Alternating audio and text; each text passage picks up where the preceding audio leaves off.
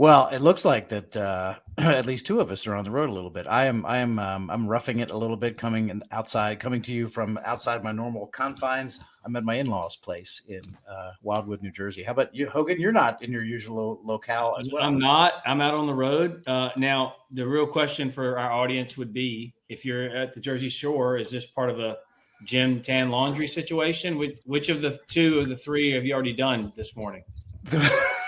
What are you talking about? The show, The Jersey Shore, they were all talking about GTL. It was about the gym, the tanning, and the laundry. So which have you done today? That I get it. Jersey Shore. Well, let's see. It was raining today, so I did not go running. Although I ran 4 miles yesterday. I haven't done any tanning because it's raining, and I haven't done any laundry. So we're here. My kids are on spring break, and my mother-in-law helps greatly by watching them for a while. Okay, that's so sweet. Yeah, so I can still. And where are you, Hogan? You're in Pennsylvania, you said? Yeah, I'm just out traveling, so just around. And sunny. I'm in North Carolina. Yeah, we're always in. Well, that's fine. Everybody's got to be somewhere, so that's great. Yep. Did you guys see that Alex Thompson, who is one of the senior reporters at Axios, had his book contract with Simon & Schuster pulled? He had agreed to write a book about the Biden administration, and they pulled the contract. Simon & Schuster canceled it. Apparently, according to the reporting that I've seen, because there is a lack of interest in books about Joe Biden. You think? It's true. Well, in fairness, there's a lack of interest about books regarding Donald Trump if they're positive. Yeah, that's true. I suppose so. However, I hope that there is one that there will be interest in, and that's mine here. The plug. There's my plug, my shameless plug for my book, which comes out on Tuesday, April 2nd. So as we tape this, just a few days from now, Swing Hard in Case You Hit It, my escape from addiction and shot at redemption on the Trump campaign by me. And it's about my decades-long battle with alcohol, which I did manage to win. Coming up soon, I will be 9 years since my last drink. But it also has a lot of stuff on the inside from inside the Trump 2020 campaign. Hogan, you lived through a lot of this stuff. You may or may not be mentioned in here as having been part of the stuff. Sonny, you are definitely mentioned. What are our royalties, by the way? We didn't work that out. My lawyers didn't tell you about that? No. Yeah. Well, it's a brief conversation. Here's how it goes. There aren't going to be any. Anyway, for you, that is. I'm sorry to say. Sure. Yeah. For me, though, that's another subject. Sonny, I'm afraid to say you're in the same category. Tim, I thought we were closer than that. This is a name, image, and likeness lawsuit waiting to happen. Well, we are not the NCAA. I'm sorry to say. But this is we're getting away from it. Anyway, it comes out on April 2nd, available now on Amazon.com. Swing Hard in Case You Hit It. I hope that you will buy it. I have 2 kids who need to go to college.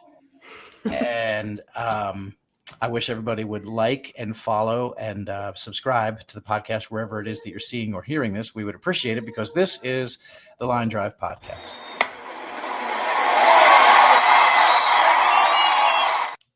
That was a long open. I'm sorry about that. But any news in politics this week? Anything regarding? Pretty slow. Maybe not much happening. Former chairwoman of the RNC and one of the broadcast legacy television network. Any idea? We used to say in the White House that the highs are really high and the lows are really low. Okay. Now, of course, with Hunter Biden in the White House, the highs are really high. It takes on a whole different. Hey-o. But it just seems like between now and the election, you're going to have so much just influx of information in any given week. And as we used to joke about, this week's been a long month. Yeah, right. And this is a great example of that because of what we have to deal with. Sorry. Anyway, was that a dog? Here, you're just going to experience so many things. So good news comes out about Trump, bad news about Biden. Then all of a sudden it's flipped around. It's always a problem. Yeah, look, I understand that. And what's NBC is? What do you make of all this stuff about Ronna and NBC, Hogan? What do you think? You know a lot of the players there. Of course. Well, look, obviously there is an issue with hypocrisy, whatever. But what's upsetting most is that these networks claim and profess and push on us all of this diversity. What they don't tell you is it doesn't mean diversity of thought. It only means diversity. By the way, who's screaming in the background? That would be my child. It's you through mute it multiple when doors. You Through want multiple to doors. I don't know what Yeah. to do. toggle a mute there, Sonny Joy? There you go. I was like, who's yelling at us? Someone doesn't like my commentary. Listen, Not the first time. Yes, true. And it's interesting. I think that was actually audio you were playing of the NBC newsroom. Oh, that might be. Yeah, that was Chuck Todd. Ladies and gentlemen, here's a live look at Chuck Todd. Yeah. What I don't get is they want these differing voices, but they only have to be Republicans from the standpoint of they are part of the party, but they'd never vote for Trump. And they got to be self-loathing, and they have to kind of be that lovable loser wing of the party where it's okay to lose. It's frustrating. I go on NBC all the time. I'm a little angry no one's had outcry over my appearances there. But Hey, yeah. But I mean, I worked for the president, for heaven's sakes. But it's not like they didn't learn anything new between when the contract was made and she went on air. These are all comments Ronna's made many times. So I don't like it. We can unpack it a little bit, but I do think she has a pretty strong lawsuit from what I'm hearing, not just for breach of contract, but then hurting her ability to make money in the future, defamation, et cetera. Those are all going to be things that have to play out over the course of the next several months, even a year or more. But I just to watch the whole network melt down over having a pundit on they disagree with, and they talk about election denial, but they have on Hakeem Jeffries all the time. He's an election denier. Karine Jean-Pierre, also election denier. They just did a thing with Hillary Clinton, also election denier. So I'm really confused at the rules. I'm just whatever. How many times has Stacey Abrams been on NBC? Yeah, NBC, exactly. Right? I mean, she straight up said that she had her election stolen from her governor of Georgia. Sonny, what do you think about all this mess? I mean, you're watching what's going on, and you deal with the media too. Yes, I do. And like Hogan, who goes on NBC, I've dealt with some great people at NBC. So this is a little absolutely. Sure. It's we've said for a long time, mainstream media, they portray Trump in such a horrible way. We know all of that's true. But when things like this happen, they're taking it a step further to say, not only are we going to portray 50% of the population as these evil, horrible people, but now we're not even going to let them have a voice. And Elon Musk he's been tweeting about this a lot, saying this is absolutely insane. They're not a news organization. They're just pushing propaganda if they're not even going to let the other side speak. And I think we start to win, and we really win people over when you have mainstream people like Elon Musk getting in on this conversation and drawing attention to it.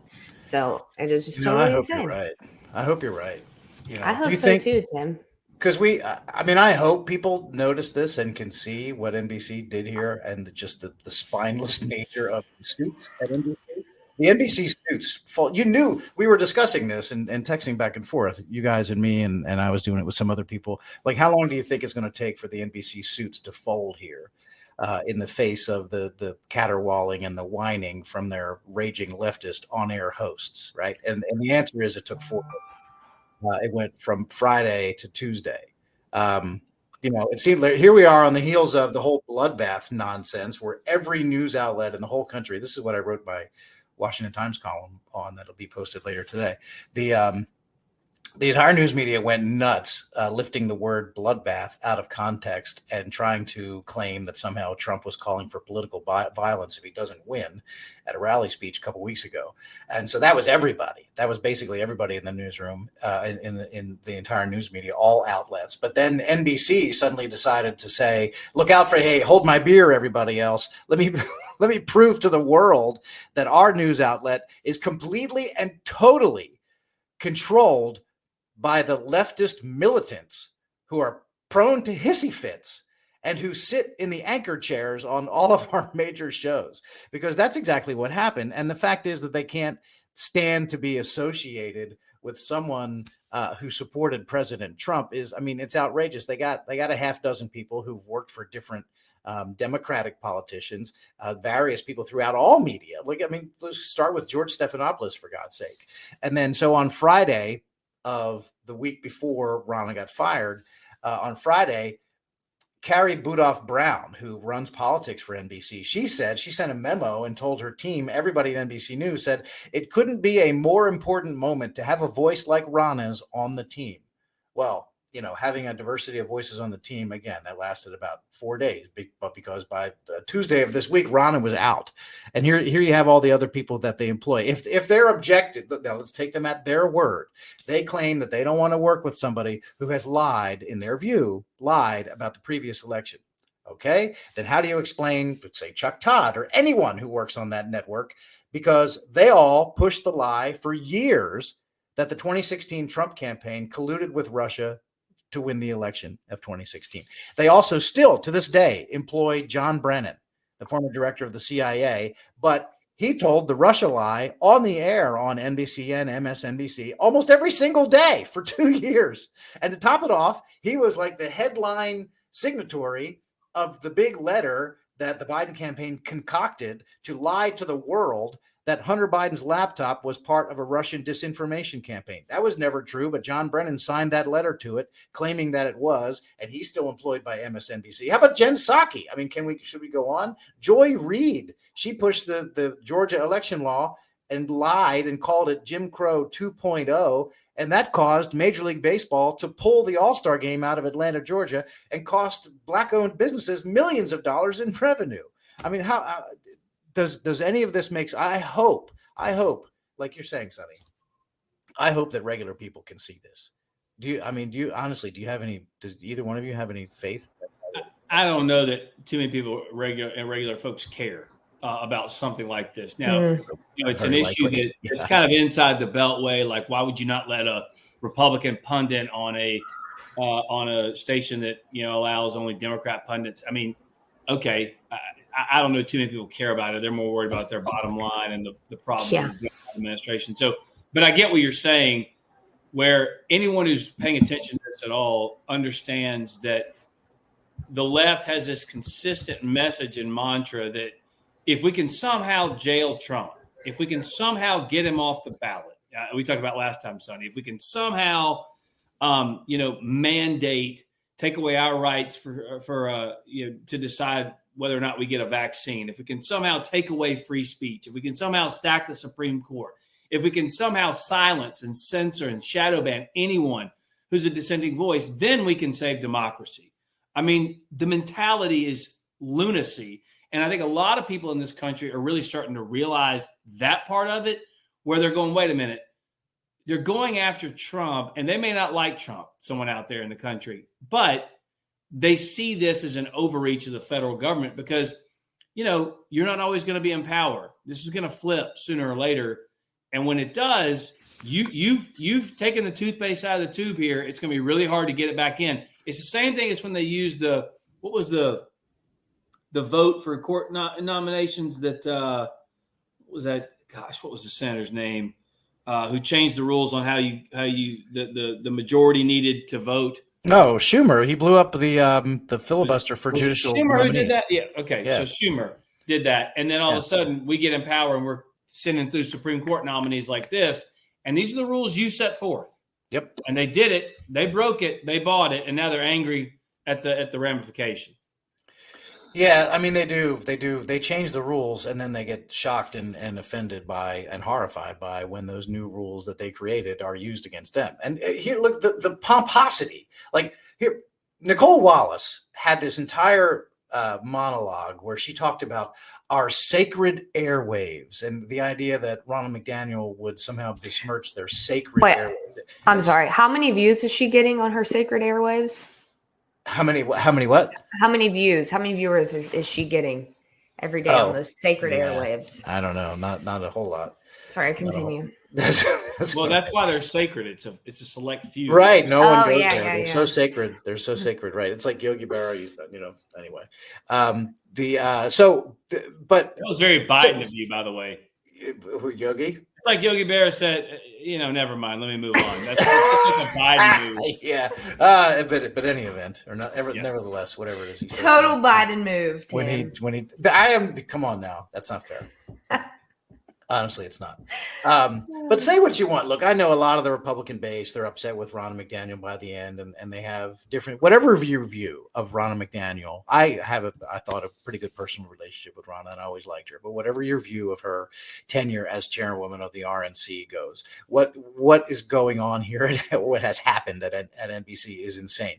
So the Nicole Wallace is the one who said the sacred airwaves bit. And, does no one even think about the circumstances here, about who these people are who are saying these ludicrous and pompous things? Like, they are the great guardians of the pillars of democracy, right? Who appointed MSNBC and Joy Reid and Chuck Todd and Nicole Wallace as the guardians of democracy? MSNBC, think about who their viewers are at MSNBC, and think about who Nicole Wallace is and where she used to work. She was a communications director for George W. Bush. She was there in the lead up and the launching of the invasion of Iraq in 2003, which, as everyone knows, was based on what we now know to be faulty intelligence, the idea that there were weapons of mass destruction in Iraq. The left and some segments of the Republican base, a lot of people believe that George W. Bush and his team lied this nation into war in Iraq, right? Nicole Wallace would have to be one of those. The leftist viewers who watch NBC are now looking at Nicole Wallace, and she's the one telling everybody, we live and die by the truth here at MSNBC. What does the left remember about her role in the Iraq war? It's insane. All the contradictions and hypocrisy that go on inside NBC, and then they present themselves to the world as though they're the ones who have it right and everyone else is wrong. But it's also you're allowed to, quote unquote, reinvent yourself or change your ideology if you gravitate toward the side of the left, right? Yeah. No one on the right can apologize. No one on the right can change an opinion or a viewpoint. But, to say Ronna McDaniel, you don't know now whether or not she's saying those things on air to protect her contract or whether she really believes them. Yeah, but that can be said for anybody on your air. Right. I mean, Sure. Like anybody you have a contract with, you have a vested interest in making sure you keep the contract. You know what I'm saying? Yeah. So it's just all weird and ugly and goofy. It is goofy. And I think, go ahead, Sonny. I was just going to add in, I feel like things like this will continue to happen now that it's happened once. It's been pretty big on, the stage of media, social media. A lot of people have drawn attention to it, but is anything really going to happen because of it? Are they going to be held accountable for it? No. I mean, they might by outside sources. I mean, it's conceivable. And I know you work at the campaign. I know you don't want to speak to this because it's very, very much a high level discussion that would be had to have with President Trump. But I mean, I got to believe something like this costs NBC the opportunity to host a debate. But also, didn't they host a debate? At least for the near future. Yeah. I mean, they recently did. Let them host a debate? Yes, they recently did. And that was part of the lead up. If you read the backstory, Ronna McDaniel had developed a good relationship with the brass at NBC, and all that stuff helped. And then the Cesar Conde, who's the NBC News boss, they have so many presidents and CEOs of various things at NBC. You don't know who's actually really in charge. Maybe that's the idea. Is that nobody knows who the actual boss is. But so anyway, somebody named Cesar Conde put out a memo to the staff after they announced that Ronna would not be working at NBC. And he said that what he desires, that a newsroom, like any other place, needs to be, quote, cohesive and aligned.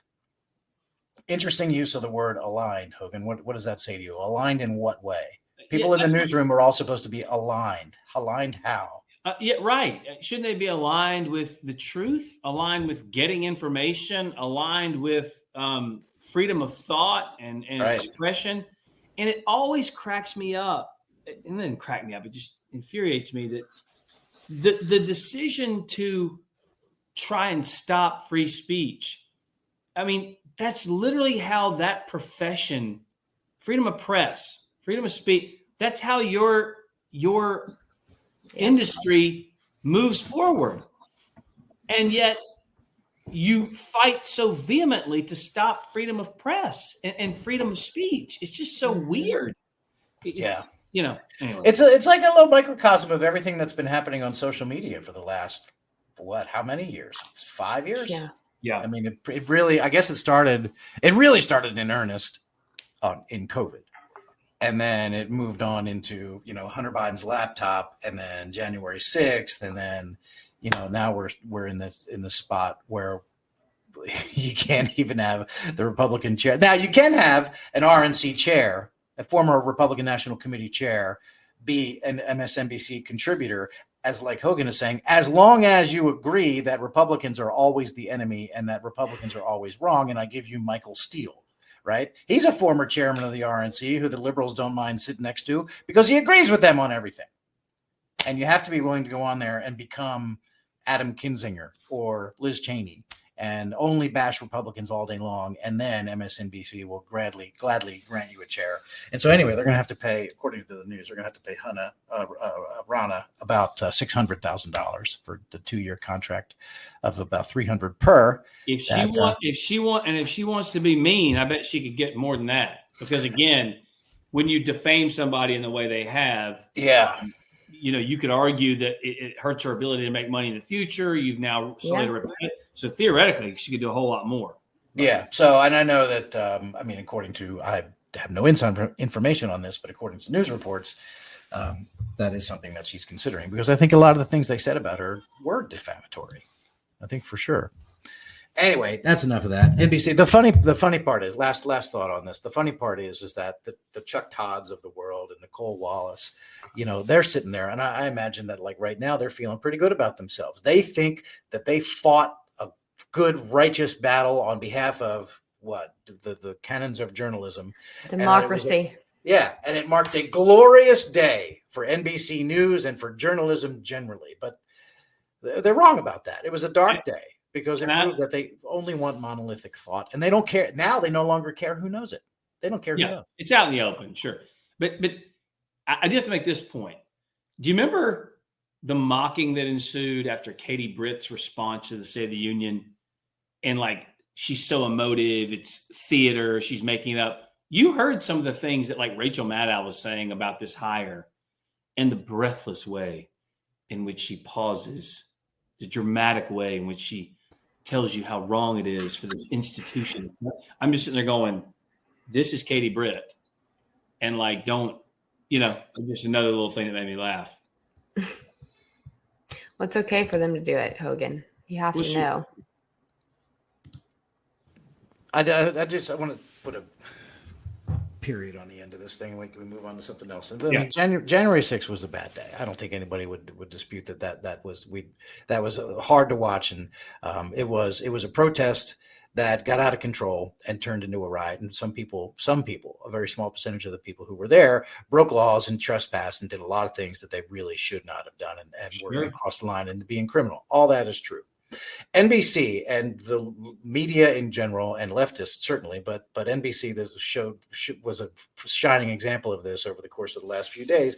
They have actually made the leap from the way I just described January 6th, where they actually honestly have internalized this, and they believe that riotous crowd of folks who were, got into the Capitol and were wandering around. They have now described that to themselves in their own mind and internalized it in such a way. They really do believe that was a serious attempt to dismantle the United States of America as an entire country. That is what they believe. They believe that was a legitimate, honest to God attempt to overthrow the government of the United States, which of course it was not. It was a protest that got out of control, and people are being punished for it. I think in some cases unfairly, but that's a case by case thing. And so anyone who, and you're talking about half the country, anyone who supported the President Trump, is therefore, according to NBC News, cast out of polite society and never allowed back in. It's outrageous, and because they've made the leap and they've turned January 6th into something that it was not. And now they've applied this litmus test to everyone, that if you were involved in this thing that they say happened, what actually didn't happen the way they say it did, and for the purpose that they say that it happened, that you're kicked out of society. It's outrageous. They've invented this new reality of what happened and what the reaction to it should be. I don't know. You guys don't need to react to that, but I agree. It just annoys me. Yeah, I got you. Yeah. Anyway, so there was some, I guess you would call this good news, Hogan, in the reduction of the bond for President Trump in the unbelievable political case that Letitia James is bringing against him for, the way he secured the bank loans. Cut his bond from, what was it, $464 million so he didn't have to put up all of it. He only had to put up roughly a third of it, $175 million, which he said he did in cash. What does this say to you that the appellate court reduced it by so much? Well, it's obvious that the ruling was wrong, so that's part of it. But also, look, everyone's saying this is a win for Trump, and it is to some degree. It's also a win for the country. It's a win for the Constitution. But still, the fact we're even having to discuss this is ridiculous. This is a man who is clearly a successful billionaire who has built businesses, employed tens of thousands, if not hundreds of thousands over the course of his career. And there is no victim here. The bank went on the stand and said, "Thank you, Donald Trump, for your business. We did great business. We'd love to do business with you again. You made us money," which is the whole point of this. And so it is so frustrating, so infuriating, because we shouldn't be having this conversation in the first place. We just shouldn't be. And the weaponization of this government against Donald Trump is insane, whether it be three-letter agencies spying on his campaign, spying on the American people, businesses, his friends, his staff, his family, whatever. Such a wild overreach that I really do feel like this is part of the big backlash here. And this case is going to get thrown out in appeal. Thankfully, he can put up the bond. And in one of the biggest baller Trump moments, as you guys have seen the meme online, when he was asked, "How are you going to pay for it?" He just stops, turns around and goes, "Cash," and walks off. Such a Trump move. It was great. Awesome. Look, I don't know much about being a billionaire, but that may surprise you guys. But most of them don't have just, hundreds of millions of dollars in cash just laying around in bank accounts or whatever. It's all tied up and stuff. And especially a guy who's a real estate mogul like Trump has always been. You can't walk up to Mar-a-Lago, push a button. And, if Mar-a-Lago is worth $800 million or whatever it's worth, you can't, walk up to the wall and scoop out $400,000, $400 million in cash right out of the building. That's not, that's not how it works. Then there was the news of Jon Stewart, who was, of course, one of the leading critics on the left. Everybody on the left believes that Jon Stewart is one of the great constitutional scholars of our time. Turns out he way over or undervalued for tax purposes, undervalued the value of his duplex somewhere in New York. Where was it? In Brooklyn or someplace? He had a duplex that he valued for tax purposes for a very small amount, and then he sold it for $17 million. Thereby, committing what some people, if his name were Trump, people would call that tax fraud, right? Paying taxes on a small amount and then selling the thing for what it's really worth, that you never actually paid the property tax on it while you were holding it before you sold it. Does anyone care? Yes, and I think this is one of those stories you're going to start to see, because one of the things I used to do in the White House was say, I think I even said this to you in the last podcast, but if someone accuses us of something, let's go take a look and see what other people are doing, because the chances are it's happened before, and the media didn't care about it. They weren't concerned about it. And sure enough, here's an example of someone on their high horse trying to tell everyone else of the wrongdoings of other people when he himself has been caught doing the same thing. And now he's trying to say, "Oh, no, this is different because of," he's trying to nuance his way out of it. Fine, then I'll do all these other horrible things Trump did and all this. No. You said on your air that this guy was defrauding the public. You're the one who said, he needs to go to jail. He needs to be able to do okay, fine. Then so do you, right? Mm-hmm. I mean, it just makes sense. And as I said before, the left isn't always going to be in power. and you turn around and get a DOJ who's aggressively going after Jon Stewart, we'll see how much you sing the same song when you're in the crosshairs. That's the real problem here. So this is the kind of thing that I think just shows the hypocrisy and shows the rules for thee and not for me type mentality that so many on the left, especially in the entertainment space, have. That they live in the biggest and the biggest and brightest and thinnest of glass houses, and yet they're throwing stones right and left at everybody else, and it just makes them look silly. Yeah. It's that's a function of, when was the last time that Jon Stewart in his daily life actually ever really encountered someone who told him no, or told him he was wrong about something, or say, hey, John, that's not a good idea. I mean, or George Clooney or any of these bozos. No one ever tells them no. And, that's why they get up on stage at these award shows and make these pompous speeches, and they congratulate each other on being such wonderful people and agreeing that there are some people who we know are terrible people. And of course, Donald Trump is top of that list. And so you can say whatever you want. And I don't think it ever even occurs to them. Like a guy like Jon Stewart, does it ever even occur to him? You know what? I was actually a tax cheat myself. No, it doesn't occur to him because no one's ever told him, hey, you might have flaws. These people all believe that they're flawless. They all truly, really believe that they are the smartest, the best, the most. Anyway. Anyhow, Sonny, can you help me with this next one? Of course. Yeah. So Joe Biden, I'm not really that great on pop culture. Some of these names are gonna. I don't know if I am. Okay. Well, I'll try. I'll try my best. Okay. So Joe Biden is going to be later today, as we tape this on Thursday. Joe Biden will be in New York City for a fundraiser tonight at Radio City Music Hall. So this is a big event. 5,000 people maybe going to be showing up. And they say he's going to raise $25 million just from this one event. It would be an all-time record for a single fundraising event, I believe, for a campaign. Anyway, Jon Stewart, I'm sorry, not Jon Stewart. I get these guys confused. Stephen Colbert is going to be there also. And it's going to be emceed by Mindy Kaling, who I know from Parks and Rec, right? She was on that show. She's a comedian. I'm not familiar with her. No. Right. No. It's The Office. She was on The Office? Yes. She was on The Office. That's right. Who is she? She and Bob Novak wrote a lot of the episodes, actually. That's right. She's on The Office. Wait, is she's on The Office though? Who is she? I forget her character's name. She's an Indian woman.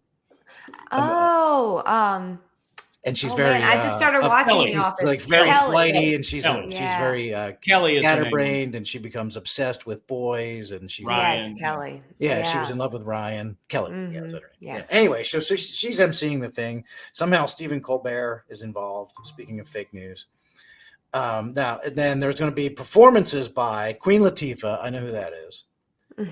Lizzo. I am aware of Lizzo. Yep. Now here's one I don't know. Ben Platt. Not familiar. Anybody? Is he a singer?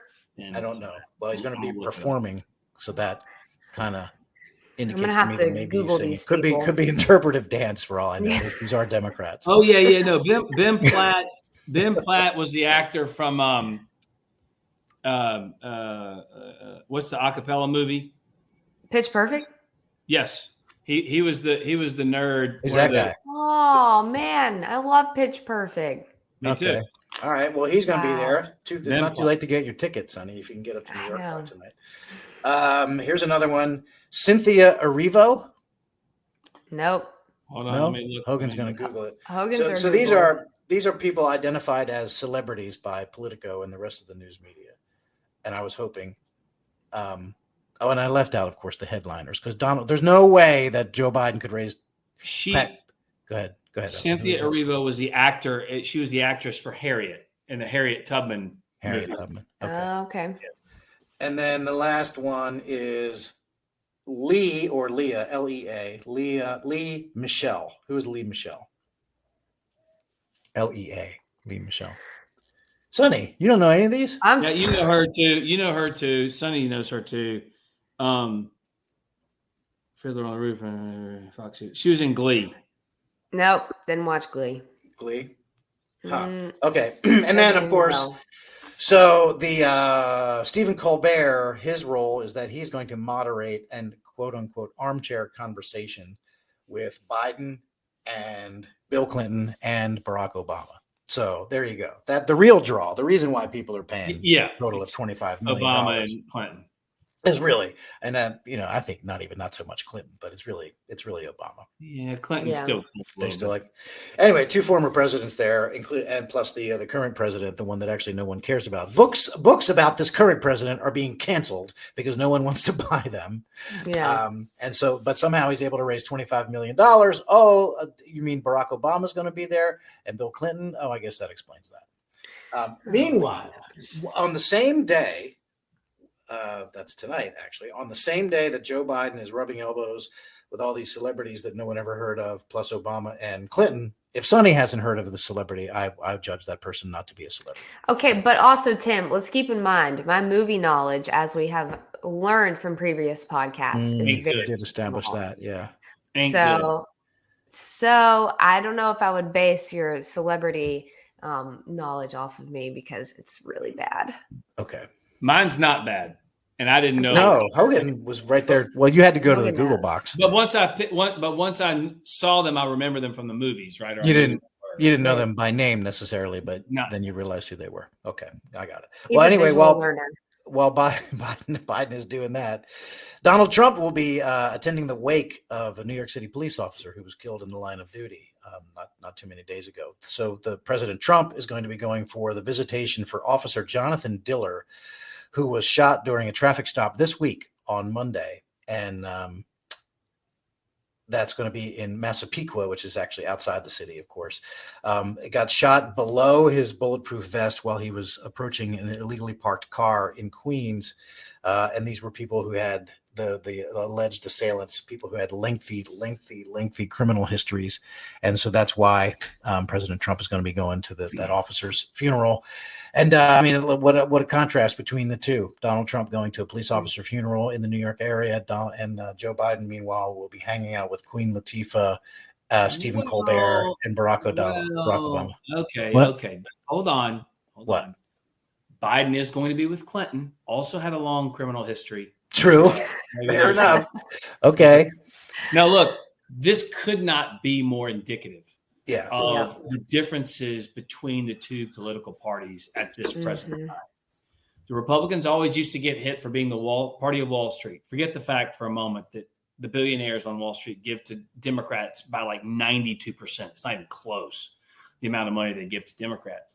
But this is exactly what happened in 2016, where you look outside and you see a concert of, Beyonce and Jay-Z and all these people and Hillary Clinton and all this, working together to try.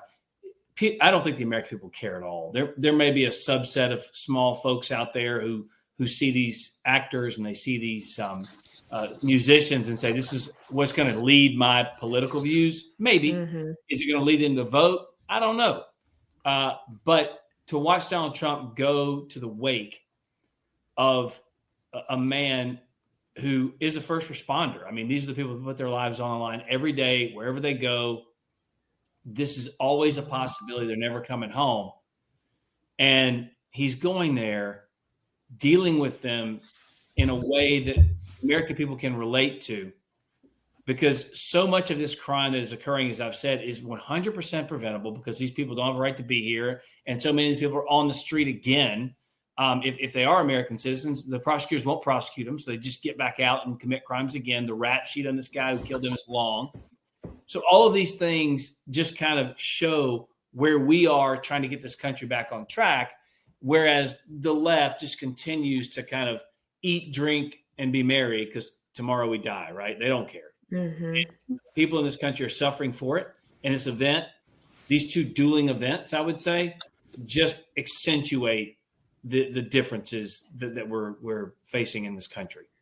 Yeah, they really do. The only thing I would add on to that, you hit everything so perfectly, is while Biden is off doing this glitzy, glamorous fundraiser that he's doing, which I think is probably going to be past his bedtime because I'm pretty sure it's a nighttime event. So I will be interested to see how many cognitive answers he actually gives while he's up there.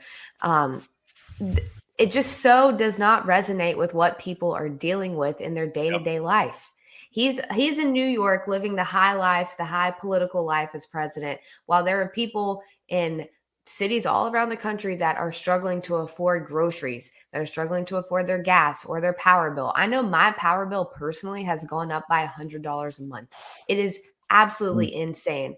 And he's going to spend his time up there with all of his famous friends so they can talk about how great life is, just completely out of touch with reality.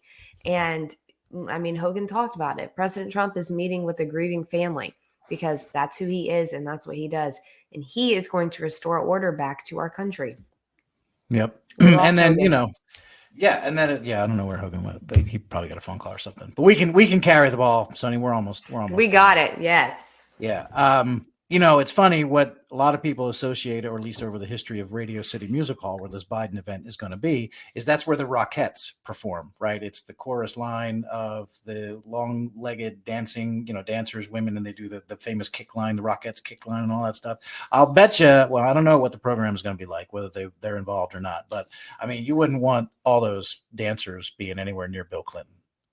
I don't think so. I'm not sure that they're all going to be there tonight or not. And then, speaking of crime waves, I want to, before we get going here, Sean Combs, Diddy, Puff Daddy, or Diddy, as he's now known, he endorsed Joe Biden in 2020. And now, we all saw the raid and various raids in his at least two different houses. And now he's on the lam, or has he been in, I don't know if he's in custody or what, but is Biden going to enjoy the Diddy endorsement again in 2024 like he had in 2020? I don't know. I don't know, Tim. Did you see the video of the raid? Yes, that's what I was That house is unbelievable. Yes. That's what I was thinking about. Like, my gosh, look at that thing. At first, I thought it was your house, and I was like, "Oh wait, no, that's not." No, that's not him. That thing has got to be 40,000 square feet. Oh my gosh! Yeah. Massive. Well, I was more talking about the video of his room. Did you see the video of his? I didn't see that. It just okay. I only saw one video on Twitter, so I don't want to say this if this actually wasn't it, if it was like a fake video, but it looked like a little kid's room to me, just at first glance. I watched it very briefly. It was just odd decoration, in my opinion. So we'll see what comes out of this investigation. Yeah, I don't know. Hogan's not saying much. He's I've seen too many of these celebrities kind of tip their hand. This was coming. The Cat Williams famous interview with Shannon Sharp, and it got bajillion views. And Sharp talked about how much money made off of it. He talked about stuff like this, and he called out people like Diddy in the video. So. I don't know. He said it was all going to start to come out, and maybe this is what he was talking about. Yeah. And so if this is well known in those circles, we're going to have to wait and see what happens. Obviously, you don't want to, everyone's innocent until proven guilty, but my goodness, this is going to be a fight. And I think a lot of things are going to come out because of it. Yeah. And so it's involving sex trafficking and some similar charges, but I guess we'll all see what comes out and what he actually is accused of. God knows he's going to be able, based on the look of that house, he's going to be able to afford some pretty good attorneys, I would think. Yeah. So no question. Anyhow, all right, guys, thanks very much. Hogan, I'm glad you could join us from the road. I likewise am on the road. Sonny, good to see you. You too. I appreciate everybody, and I thank the audience for joining us, because this has been, once again, the Line Drive Podcast.